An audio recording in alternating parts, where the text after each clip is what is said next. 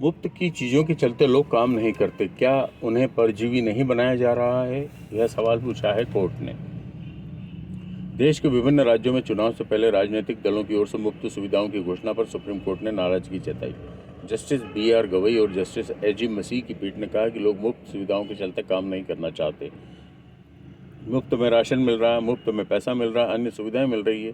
Court ने कहा कि राष्ट्रीय विकास के बजाय लोगों को मुख्य धारा में लाने के बजाय क्या हम परजीवियों का एक वर्ग नहीं बना रहे हैं? सुप्रीम कोर्ट ने यह टिप्पणी शहरी इलाकों में बेघर लोगों के आश्रय के अधिकार से जुड़ी मांग की सुनवाई के दौरान की। दरअसल ER कुमार ने 2003 में सुप्रीम कोर्ट में याचिका दायर करके बेघर लोगों के लिए शेल्टर होम बनाने तथा अन्य सुविधाओं की मांग की। इस पर सुनवाई के दौरान याची की ओर से पेश अधिवक्ता प्रशांत भूषण ने कहा कि केंद्र सरकार ने कुछ सालों से शहरी आश्रय योजना की फंडिंग बंद कर दी है।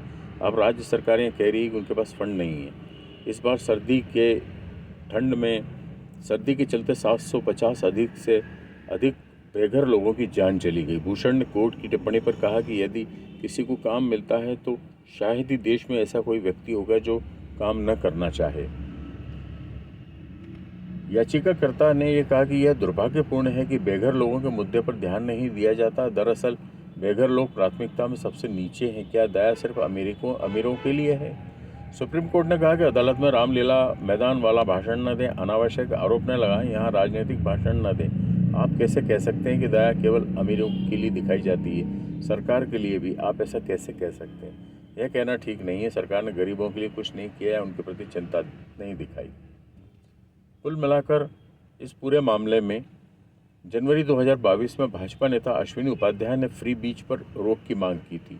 2022 में CJI NV रमना और फिर CJI DU ललित और CJI DY चंद्रचूड़ की पीठ ने इन पर सुनवाई की थी। अक्टूबर 2024 में शशांक श्रीधर ने चुनावी फ्री बीच को रिश्वत घोषित करने की मांग की। निर्वाचन आयोग ने सुप्रीम कोर्ट में कहा था कि फ्री बीच पर पार्टियों की पॉलिसी को रेगुलेट करना हमारे अधिकार में नहीं है। आयोग ने कोर्ट से फ्री बीच की परिभाषा तय करने का भी आग्रह किया था।